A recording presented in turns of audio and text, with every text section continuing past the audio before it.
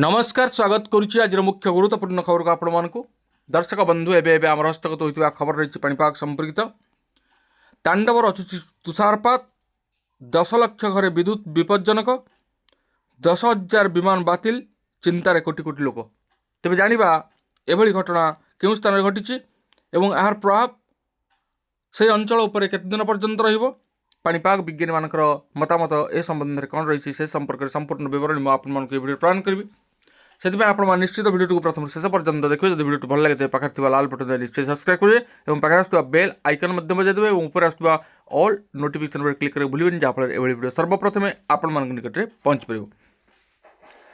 तेज आसतु जाना आज तुषार झड़ संपर्कित विशेष गुरुत्वपूर्ण खबर को।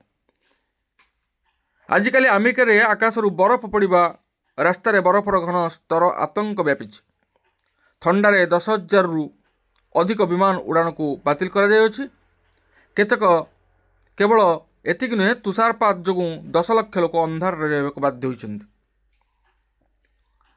झड़र प्रभाव एत भयंकर जे यह लक्ष लक्ष अमेरिकन जीवन को प्रभावित कर। एक रिपोर्ट अनुଯାयी अमेरिका प्राय 10 लाख लोक विद्युत बिना अच्छा देशर पूर्व 2/3 अंचल एक प्रबल शीतकालीन झड़ तांडव रचि 10,000 रु अधिक विमान उड़ान बातिल कर रविवार दिन जातीय पाणीपाग सेवा चेतावनी देथिला जे 0 डिग्री तले तापमात्रा एवं विपदपूर्ण परिस्थिति किछि दिन पर्यंत जारी रही पारे जहाँ यात्रा एवं भित्तिभूमि उपर विपदपूर्ण प्रभाव पकाई पारे। प्रभावित राज्यगुड़िक मध्य Mississippi, Texas, Louisiana, Kentucky, Georgia, Virginia एवं आलाबामा अंतर्भुक्त। जातीय पाणीपाग सेवा NWS उपत्यकारु ओहाइओ उपत्यकारु उत्तर पूर्व पर्यंत प्रबल तुषारपात होबार सतर्क कराई जेतेबेले निम्न मिसिसिपी उपत्यकारु दक्षिण पूर्व पर्यंत अंचल गुड़िक प्रबल तुषारपातर सम्मुखीन होइछि। 21.3 कोटी लोक प्रभावित होइछन्ति। जातीय बुधवार दिन जातीय पाणीपाग विज्ञानी आलिसन सांट्रोरेली यहाको एक विशाल झड़ बोली कहते कारण यह एते व्यापक थिला एवं न्यू मेक्सिको रु टेक्सास एवं न्यू इंग्लैंड पर्यंत 2000 माइल अंचल पार करी प्राय 21 कोटी लोक प्रभावित करथिला। अमेरिका राष्ट्रपति डोनाल्ड ट्रंप संघीय जरूरीकालीन विपर्यय घोषणा को अनुमोदन करछन्ति।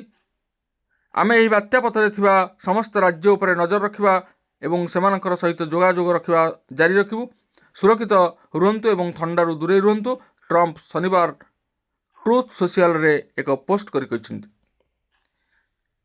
जातीय शीतकालीन सेवा सतर्क कराई दैछि जे प्रबल तुषारपात जोगु दीर्घ समय धरी विद्युत विभ्राट व्यापक गछ क्षति एवं अत्यंत विपज्जनक किंबा दुर्गम यात्रा परिस्थिति सृष्टि हो पारे।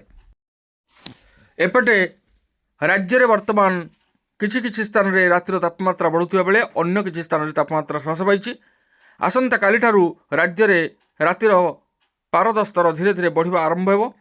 आसंता 4 दिन मध्य रातिर तापमात्रा 2 रु 3 डिग्री पर्यंत बढ़ी पारे। तेणु दिनर सर्वोच्च तापमात्रा 32 डिग्री रहिबो बोली सर्वनिम्न रातिर तापमात्रा 14 डिग्री मध्य रहिबो बोली सूचना प्रदान करा जायछि। भुवनेश्वर पाणीपाग विज्ञान केन्द्र पूर्वानुमान अनुसार आज ठारू शीत आहुरी कमिबो कारण राज्यर सर्वनिम्न तापमात्रा 2 रु 3 डिग्री पर्यंत वृद्धि पाइबार संभावना रही। गत 24 घंटा मध्य जी उदयगिरी पारद 4.8 डिग्री रेकर्ड होता बेले फुलबाणी में 9.5, झारसुगुड़ा 9.6, राउरकेला 9.5, सेमिलगुड़ा 9.4, भुवनेश्वर 13.4, कटक 13 डिग्री। राज्यर आभ्यंतरीण और पश्चिम ओडिशार किछि अंचल एबे भी थंडार परिमाण जारी रही। तेबे ए थिला आज पाणीपाग संपर्कित एक विशेष गुरुत्वपूर्ण सूचना। आज पुणी देखा आगामी भिडियो रे। धन्यवाद, नमस्कार।